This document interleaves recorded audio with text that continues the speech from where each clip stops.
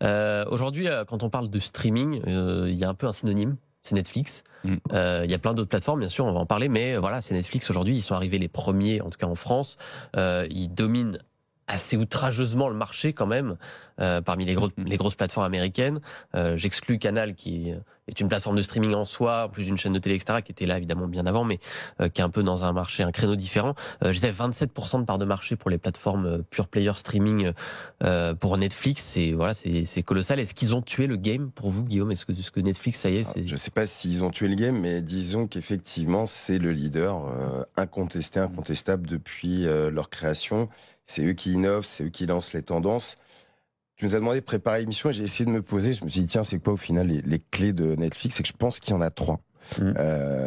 Effectivement, Thibaut parlait tout à l'heure déjà de l'expérience utilisateur. Quand Netflix est arrivé, le niveau d'expérience utilisateur dans la navigation était totalement inconnu. Et je me souviens d'ailleurs à l'époque, ça a totalement ringardisé Canal, qui avait une espèce de vieille interface pourrie, etc. Néanmoins, on voit ce qui est devenu MyCanal. Ils ont très très bien pris le virage. Ça a tiré tout le monde vers le haut. Exactement. Et donc ils ont suivi, ils ont lancé cette exigence entre guillemets du X. Ensuite, ils ont une capacité à créer des IP, des vraies marques entertainment. Ça a commencé à l'époque, on se souvient, avec House of Cards, qui a été un peu la première. C'est même assez nouveau, un très gros budget, Kevin Spacey, etc. Et ensuite, ils arrivent à créer comme ça 2, 3, 4 fois par an. Voilà, ça peut être La Casa de Papel, Squid Games, Crown, etc. Et ils ont cette capacité à renouveler à chaque fois et à lancer des nouvelles marques.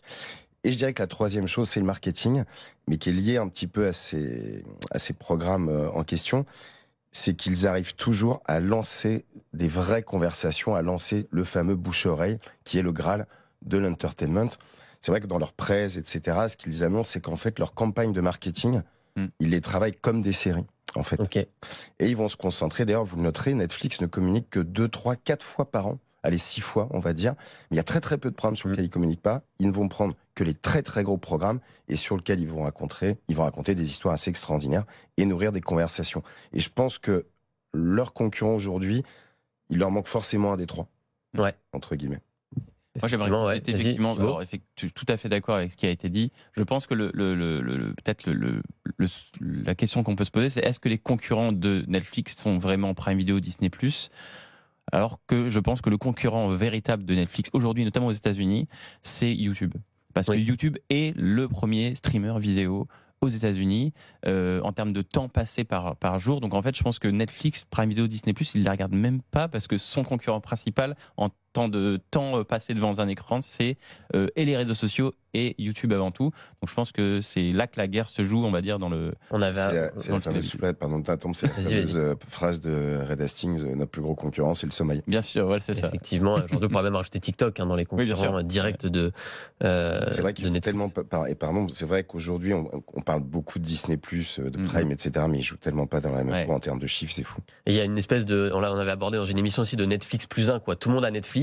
Exactement. Et après, ceux qui ont un peu de pouvoir d'achat supplémentaire se disent, tiens, je vais me prendre Disney parce que j'ai une famille, des enfants, etc. C'est sûr que j'aurai du programme. Ou je me prends Prime parce que j'ai l'abonnement Amazon et donc ça me servira, j'aurai toujours des séries sympas à regarder. Ou je me prends HBO Max parce que c'est l'assurance d'avoir les quelques grosses séries de qualité dans l'année. Mais il y a toujours, je garde Netflix parce que le jour où il n'y a plus rien sur les autres plateformes, je vais sur Netflix et je suis sûr que je trouverai un truc, quoi. Et ça, c'est